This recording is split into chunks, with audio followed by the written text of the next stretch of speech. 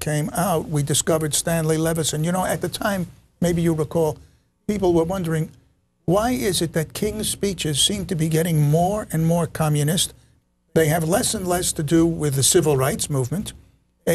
Some commentators, even in the national media, began to say they sound as if they were written in Hanoi. Right. This was during the war in Vietnam. Right. And of course, many people scratching their heads. Well, where is he coming from? What's the explanation? And the NAACP condemned him for his pro-Viet Cong speeches. That's how bad it was. Right. Now we discover Stanley Levison. Stanley Levison is a New Yorker. He's a white man, of course. Stanley Levison is writing King's speeches.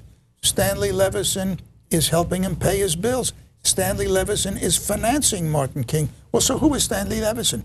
He is the paymaster in the United States for the KGB, the Soviet secret police. The Soviet secret police in Moscow, they send Stanley the money, the rubles, and then he distributes the rubles to the secret communist operators in this country. Now, ask yourself, how trusted, how high up would you have to be in the communist apparatus to have that job where the KGB just sends you a bunch of rubles and you distribute them? This is the man who is writing King's speeches, who's paying his bills, who's financing him.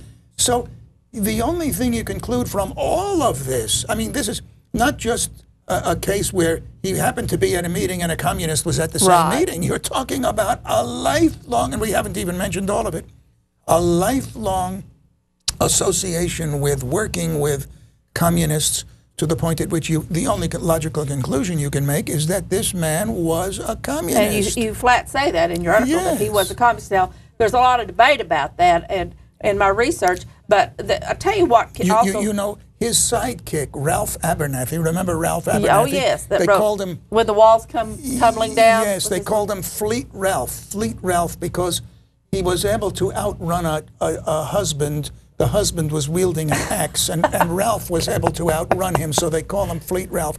Thank God he was faster than the husband. It could have been grisly. But it was Ralph Abernathy who said, talking about dogs, he was talking about the dogs in Montgomery, you know, in Alabama, and the police dogs, and he said, when you lie down with dogs, you get up with fleas. Well, he says, we were raised with dogs. And when you lie down with dogs, you get up with fleas. Well, the same thing applies here. When you spend a lifetime with communists, you get up, you're a communist. Well, and of course, King's biographer, a gentleman named David Garrow, he says that, and let me read this, King privately called himself a Marxist.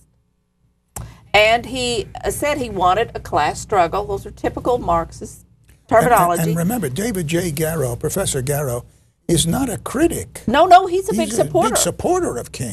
Right. In fact, that's one thing I think interesting. Most of the people, and I probably read 20 articles, and haven't had a chance to read all their books, but they supported him even when he was a known plagiarist, and they would make excuses for it certainly wasn't for you, would they? I don't think so. No, I don't think so either. So another thing that convinced me on Martin Luther King was this. I found out about the Operation Solo, which our government started in 1950. It ran it for 30 years, from 50 to 80, and they watched the Communist Party of the United States of America. And one of the things that they concluded was all their financing came from Russia. And then they were watching Levison, the Stanley Levison. Yes. And they, of course, naturally watched Martin Luther King. And this all came back to, well, they advised, what, three or four different presidents on the communist activities. So they verify what you put in your article, that he was literally totally surrounded by communists. And remember, what I know, what we're talking about, what I've written about, is only a small sliver of what's there. Remember, 60,000 pages. 60,000 pages. And it isn't all about his his sex life. You know it's not. Oh no. It's all of the different activities that they were able to assemble from the surveillance ordered by Bobby Kennedy, that Bobby Kennedy ordered be made. So what we know is only a small sliver of that.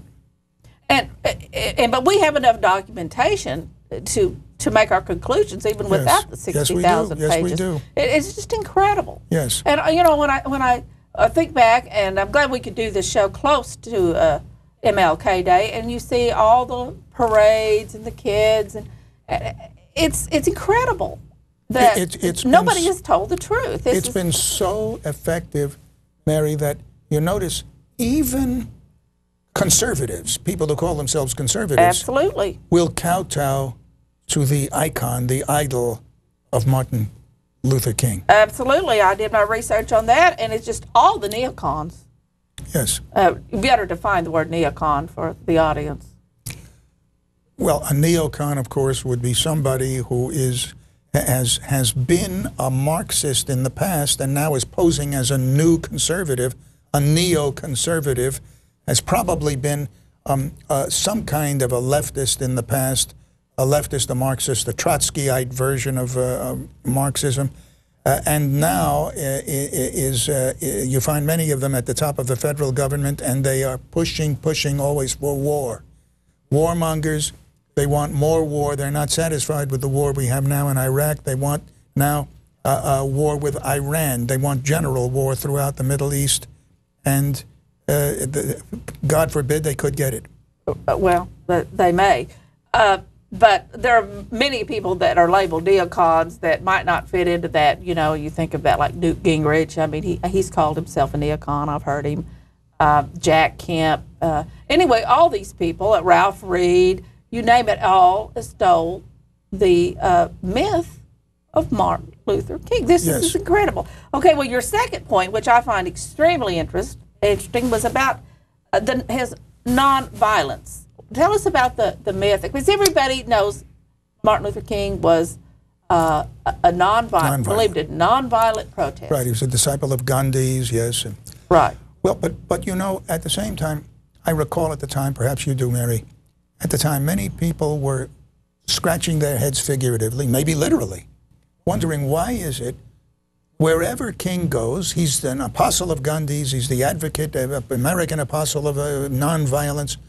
Why is it wherever he goes, violence erupts? Riot after riot after riot. Riot, and you have people who are not disciples of Gandhi's, who go around to various places. Riots don't erupt. There's no violence.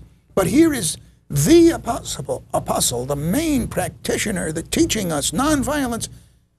He steps out into the street, a riot erupts, and many people wondering, how can this be? It's very simple. Violence was what he went into the streets to get. He wanted violence. That was the whole purpose of the demonstrations. Now, that's a pretty controversial remark. How do we know that? We know it because that's what he said in an article he wrote that appeared in the Saturday Review in April 1965. He said this himself. In that article in the Saturday Review, he listed his four-step nonviolent program. Which I have right here. The nonviolent program, I don't have it in front of me, I can't quote it exactly, but in the nonviolent program, number one, in step one, there are 4 steps. Step one, nonviolent demonstrators go into the streets to demonstrate. Right.